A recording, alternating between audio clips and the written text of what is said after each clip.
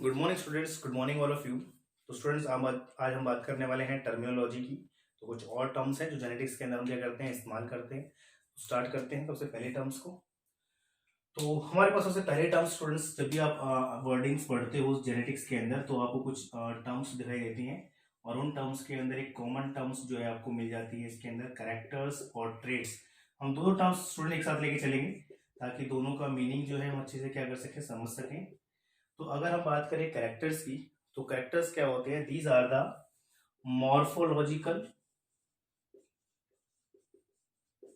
And physiological feature of an individual. किसी भी individual का अगर हम बात करें, उसका मॉर्फोलॉजिकल फीचर की बात करें या उसके हम फिजियोलॉजिकल फीचर्स की बात करें, तो वो उसका क्या कहलाता है? कैरेक्टर कहलाता है। तो मॉर्फोलॉजिकल फीचर्स क्या होता है? उसकी एक्सटर्नल अपीयरेंस जो होती है कि वो किस टाइप का दिखाई दे रहा है, किस टाइप की अपीयरेंस है उसकी। लाइक जैसे हम प्लांट्स की बात करते हैं, जो मेंडल ने बात की थी, प्लांट के सीड जो है, ठीक है, तो वो सीड जो है वो कैसे हैं? राउंड शेप के हैं या फिर कैसे हैं? रिंकल शेप के हैं। या फिर अगर हम बात करें उनकी कलर कैसा है, येलो है, ग्रीन है, या फिर प्लांट टॉल है, डॉर्फ है। तो ये सारे क्या है? उसके एक्सटर्नल फीचर्स है, एक्सटर्नल अपीयरेंस है, जिसको आप देखकर पता लगा सकते हैं। और ये फीचर जो होता है उसको क्या कहलाता है? उसका मॉर्फोलॉजिकल फीचर्स कहलाता है। और ये फीचर किसकी वजह से होता है? कौन कौन सी फैक्टर्स है, कौन कौन सी चीजें जो क्या करते हैं, रिस्पॉन्सिबल होती हैं इन चीज को क्रिएट करने में।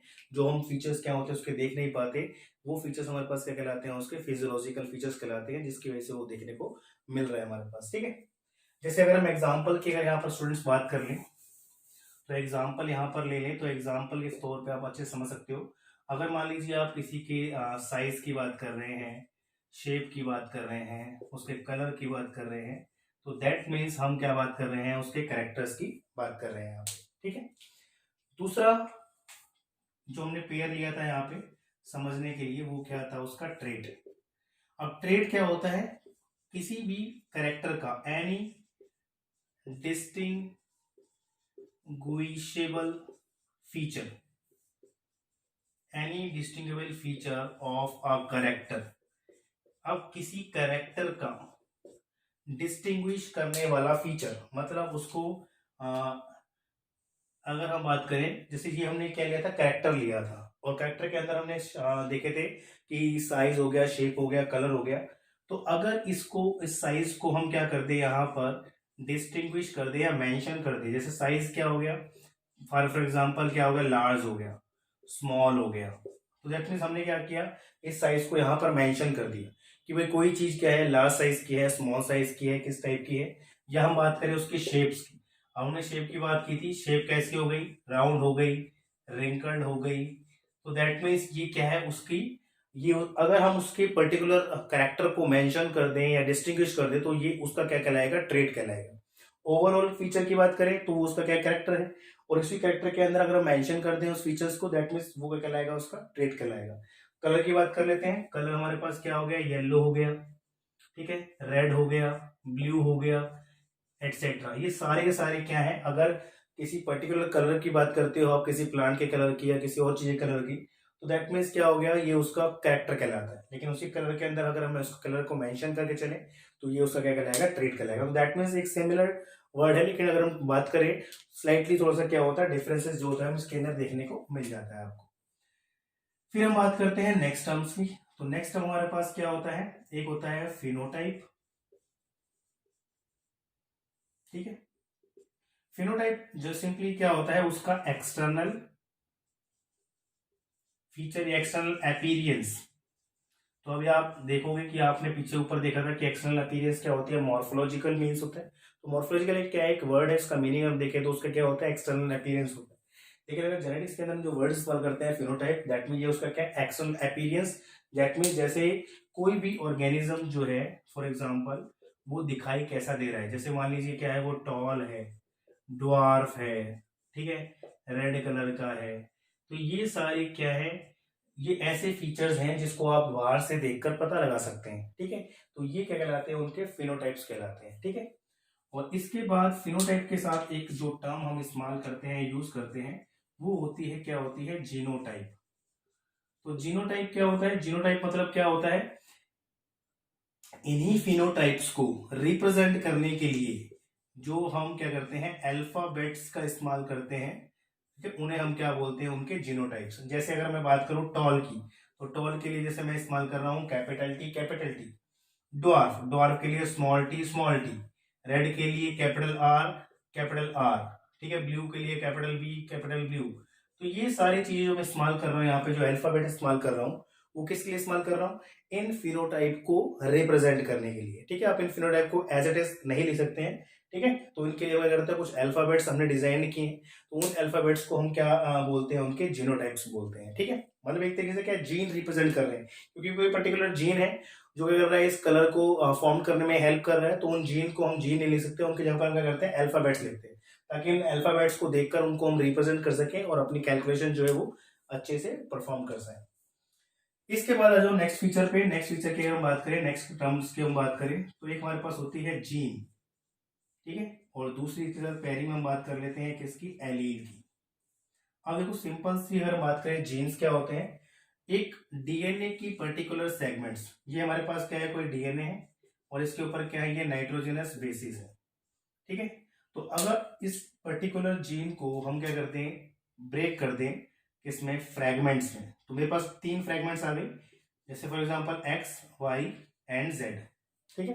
तो ये एक्स वाई जेड जो है, तो फ्रैगमेंट्स ऑफ द डीएनए, इसको हम क्या बोल देते हैं, जीन बोल देते हैं। फ्रैगमेंट्स ऑफ डीएनए को क्या बोल देते हैं, जीन्स बोल देते हैं। और जीन्स क्या होते हैं, किसी पर्टिकुलर कैरेक्टर को क्या करते हैं, कंट्रोल करते हैं। तो जीन्स क्या है, these are the hereditary units which control a particular character. तो ये जीन्स जो होते हैं, they are located on the chromosomes, ठीक है। और जहां पर ये जीन पर्टिकुलर क्रोमोसोम्स पर क्या होते हैं, लोकेट होते हैं, उस पर्टिकुलर साइट को हम क्या बोलते हैं, जीन लोकस या फिर जीन लोकाई, ठीक है। अब जैसे मैंने यहाँ पर कोई जीन ले लिया पर्टिकुलर, हमने ले लिया कैपिटल टी कैपिटल टी, और कैपिटल टी हमने देखा था यहाँ पर किसके लिया था हमने, टॉलनेस के लिए। तो दैट मीन्स अब ये जो जीन है जो इस पर्टिकुलर क्रोमोसोम्स पर प्रेजेंट है, ये रिप्रेजेंट कर रहा है किसकी, टॉलनेस को। दैट मीन्स जिस पर्टिकुलर प्लांट के अंदर ये टाइप के जीन्स अवेलेबल है पी प्लांट में, वो प्लांट कैसा होगा, टॉल इन फीचर होगा, ठीक है। और इसी जीन्स की अगर हम बात करें अल्टरनेटिव फॉर्म्स की, तो इस अल्टरनेटिव फॉर्म्स को हम क्या बोलते हैं, एलील बोलते हैं। दैट इज हमारे पास जैसे जीन प्रेजेंट है किसी पर्टिकुलर क्रोमोसोम्स पे, तो अगर हम इनके अल्टरनेटिव फॉर्म्स की बात करें, लाइक इसकी फॉर्म की बात करें, इसकी फॉर्म की बात करें, तो इन्हें हम क्या बोलेंगे, एलील बोलते हैं। जैसे हमारे पास क्या हो गया, टॉल के लिए हमने क्या कैपिटल टी कैपिटल लिया था, लेकिन अगर हम याद करें कैपिटल टी की, तो यहाँ पर ये अल्टरनेटिव फॉर्म्स होगी, तो ये भी रिप्रेजेंट कर रही है, टॉलनेस को रिप्रेजेंट कर रही है, लेकिन ये जीन्स की अल्टरनेटिव फॉर्म्स है। दूसरी फॉर्म में भी ये हो सकती है, या फिर क्या हो सकती है, ये हो सकती है। तो अगर हम किसी पर्टिकुलर क्रोमोसोम्स की बात करें जैसे, ठीक है, ये हमारे पास क्या है, कोई पर्टिकुलर क्रोमोसोम्स है, और इस क्रोमोसोम्स पर क्या है, कोई जीन्स प्रेजेंट है, मैंने टॉल के लिए लिया था, ठीक है। तो अब टॉल के लिए मैंने यहाँ पे कैपिटल टी, यहाँ पर मैंने क्या ले लिया, स्मॉल टी। अब कैपिटल टी स्मॉल टी जो है एक हेटेरोजाइगस स्टेट है, और इस हेटेरोजाइगस स्टेट के अंदर जो फीचर जो रिप्रेजेंट होता है वो कौन सा होता है, डोमिनेंट वन। इसकी बात करेंगे डोमिनेंट क्या होते हैं, लेकिन जो कैपिटल होता है उसे हम डोमिनेंट बोलते हैं, वो अपने आप को एक्सप्रेस करता है। तो मतलब क्या है, ये वाला जो एलील है, ठीक है, ये अपने आप को क्या करेगा, एक्सप्रेस करेगा, ठीक है। जबकि ये एलील जो है अपने आप को एक्सप्रेस नहीं कर पाएगा, किसकी प्रेजेंस में, इसकी प्रेजेंस में। और इस फीचर्स के लिए हमारे पास एक और टर्म है हमारे पास, उसे हम क्या बोलते हैं, वापस बात कर लेते हैं, 2 टर्म्स और की। एक हमारे पास होती है डोमिनेंट, एक होती है हमारे पास रिसेसिव, ठीक है। एक हमारे पास क्या है, डोमिनेंट है, दूसरी हमारे पास क्या है, रिसेसिव। तो हमारे पास नेक्स्ट टर्म क्या आ गई, एक हो गई डोमिनेंट।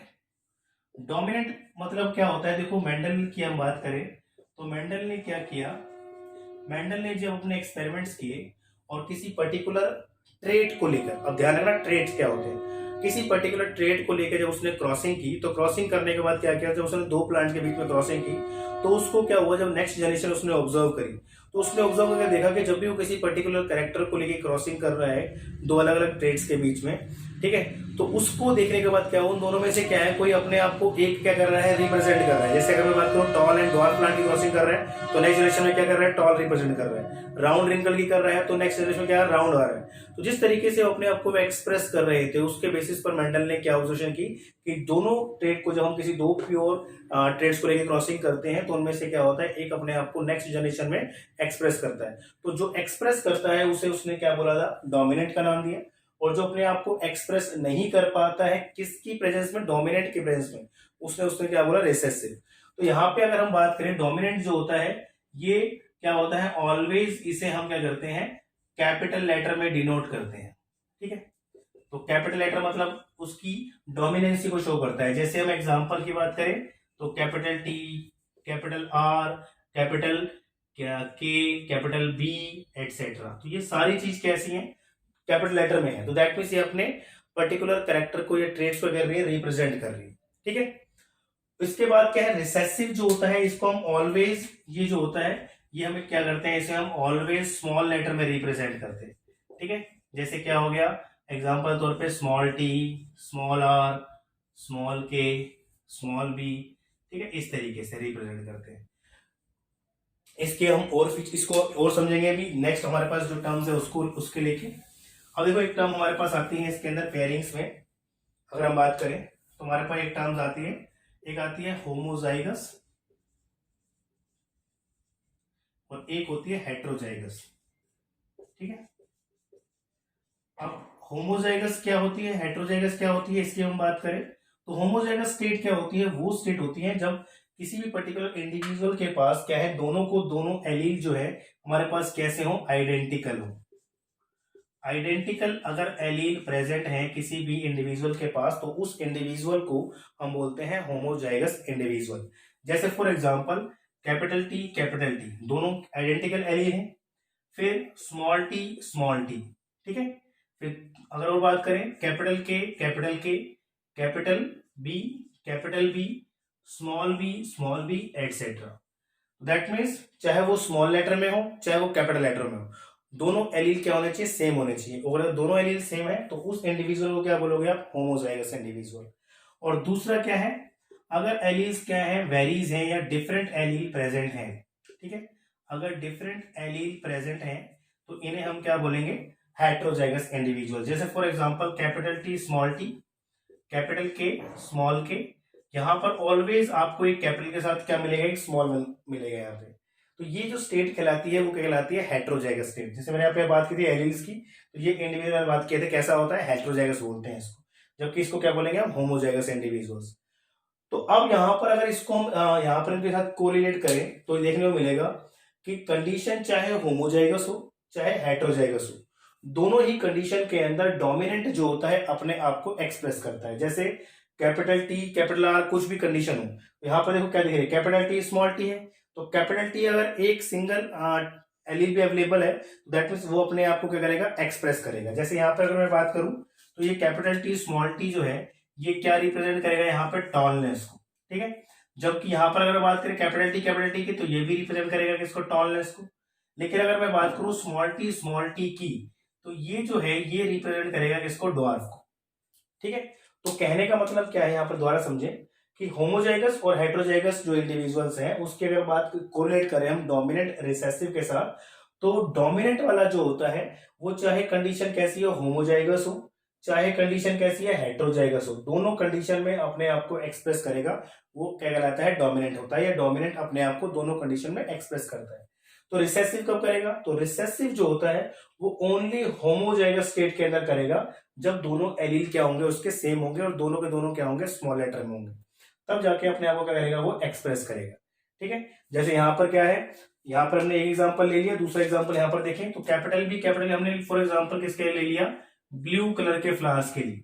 और तो स्मॉल बी किसके लिए है हमने, यहाँ पे व्हाइट कलर के फ्लावर्स के लिए।